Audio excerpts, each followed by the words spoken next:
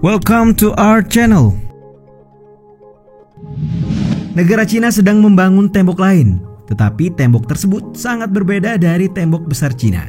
Sebab tembok ini akan memanfaatkan lahan kering Cina dengan cara yang menguntungkan warga negeri tirai bambu ini.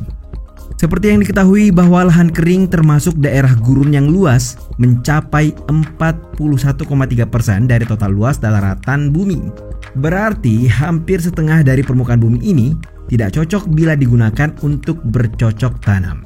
Dan Cina sendiri memiliki wilayah lahan kering termasuk gurun yang sangat besar. Tetapi pada tahun 70-an, Cina mulai khawatir tentang perluasan gurun mereka.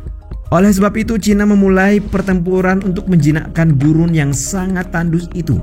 Layaknya sebuah keajaiban, pada tahun 2000, Cina berhasil menyulap gurun menjadi hutan dan lahan pertanian yang hijau.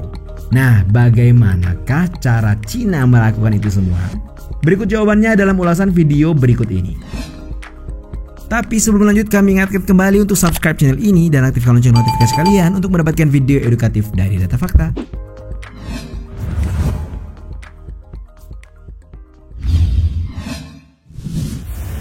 Sejarah.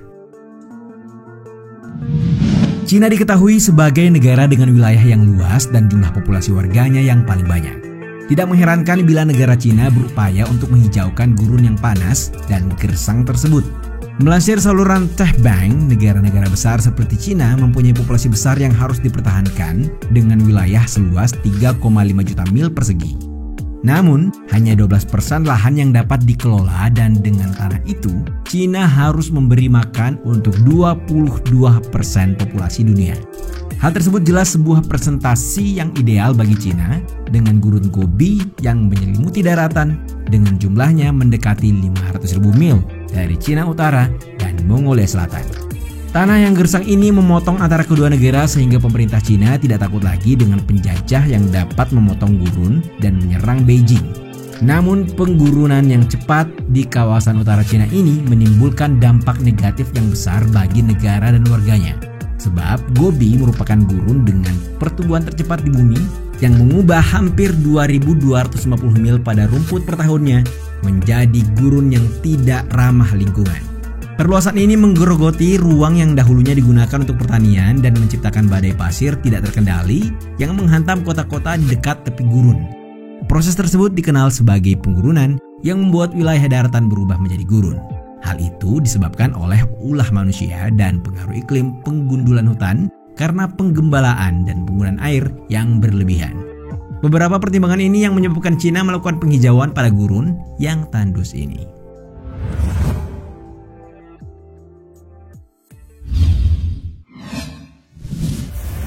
Kesadaran pemerintah. Penggurunan yang menimpa Cina untuk waktu yang lama dianggap sebagai musuh negara untuk dilawan. Sebagai negara maju di dunia, pemerintah Cina tidak hanya duduk diam dan menyaksikan tanah pertanian mereka yang berharga digantikan oleh gurun yang panas. Cina telah berjuang melawan penggurunan berskala besar setidaknya sejak tahun 50-an dan pada saat republik itu melakukan pembangunan negara. Hal tersebut Cina lakukan dengan membesarkan pertanian dan tanah liar untuk membangun kota serta menciptakan infrastruktur untuk mengakomodasi populasi yang terus bertambah. Namun sebagian besar tanah tidak terlindungi dari serangan erosi angin, pengendapan dari gurun di sekitarnya. Dan pada tahun 70-an, pemerintah hanya berfokus pada penggurunan yang dibuat subur dan mengambil beberapa upaya besar untuk mengatasi masalah tersebut pada tahun 1978. Pemerintah Cina melaksanakan proyek Sabuk Pengaman 3 Utara atau dikenal dengan sebutan Tembok Hijau Besar sebagai upaya rekayasa geologi nasional. Tujuan dari proyek itu yakni untuk membendung penghijauan di sepanjang perbatasan di Perambahan Cina Utara dengan menanam jutaan pohon. Kementerian Kehutanan menambah kemajuan gurun. Proyek ini diharapkan bakal berlanjut hingga tahun 2050 dan ditargetkan dapat menanam sekitar 88 juta hektar hutan di dinding yang luasnya sekitar 3.000 mil dan lebar 900 mil. Pemerintah mensubsidi dan menambahkan banyak proyek stasiun depan utama selama beberapa tahun belakangan ini. Hal tersebut menghasilkan proyek penanaman pohon terbesar dalam sejarah manusia selama beberapa dekade terakhir yang lebih dari 66 miliar pohon ditanam di Cina Utara.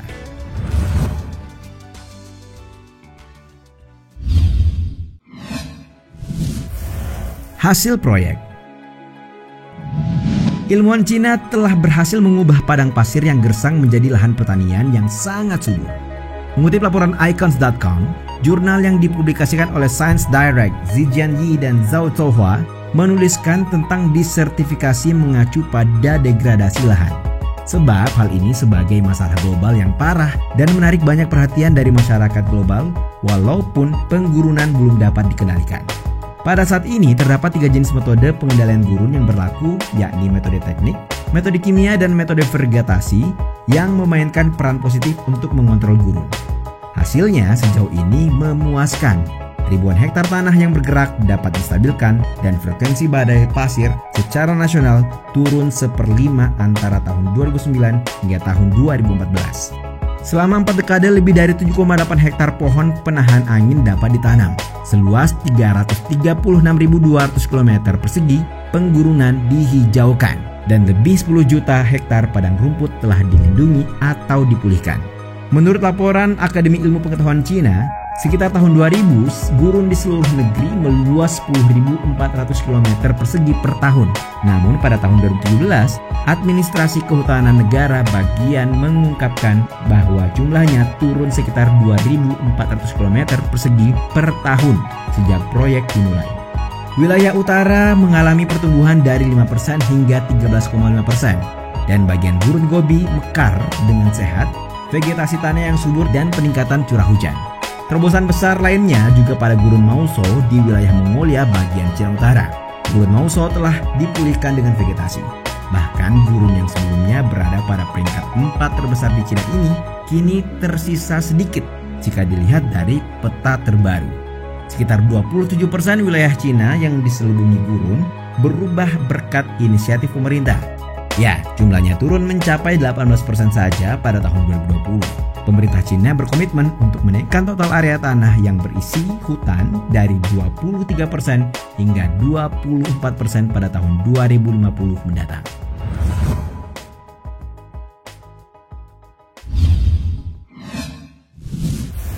Apakah semua baik-baik saja?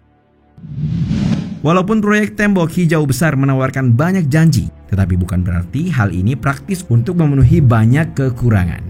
Ada sejumlah perangkap untuk penanaman pohon massal di barat daya Cina yang ditemukan oleh para peneliti. Petani menebang vegetasi asli sehingga mereka dapat mengumpulkan uang untuk menabur jenis tanaman baru pada program pemerintah. Oleh sebab itu, terdapat kekurangan air di sebagian besar wilayah Cina, termasuk beberapa kawasan yang ditanami pohon. Pohon-pohon ini menyerap sumber daya air tanah yang semakin berkurang di kawasan yang langka dengan air hujan. Nah, karena pohon-pohon baru ini mengambil air yang tersisa, maka yang terjadi kemudian pohon-pohon ini bisa musnah bersama dengan tanaman yang lain di sekitarnya. Sebuah penelitian pada tahun 2004 diungkapkan bahwa hanya 15% dari pohon yang ditanam sejak tahun 1978 yang masih bertahan. Namun, Departemen Kehutanan Nasional telah mengenali kondisi penanaman pohon di area gersang dan bergerak melakukan penanaman semak untuk kebutuhan air yang lebih rendah. Kepala Departemen Kehutanan mengatakan bahwa upaya harus dilakukan untuk menjaga vegetasi tetap sehat dibandingkan hanya menanam pohon untuk masa depan yang lebih hijau. Sejak menyadari masalah hutan monokultur ini, ilmuwan lingkungan bekerja dengan mengecek hutan yang baru dapat punya program penanaman keanekaragaman hayati yang lebih besar. Hal tersebut bertujuan untuk menanam hutan dengan ketahanan yang lebih besar dengan mengadopsi pola tanam yang meniru hutan alam. Namun, para ilmuwan memperkirakan bahwa penggurunan bakal terus bertambah seiring dengan perubahan iklim bumi. Itulah tadi sejumlah fakta tentang Cina yang mengubah gurun yang gersang menjadi hutan yang hijau. Bagaimana menurut kalian dengan perjuangan Cina melawan penggurunan ini?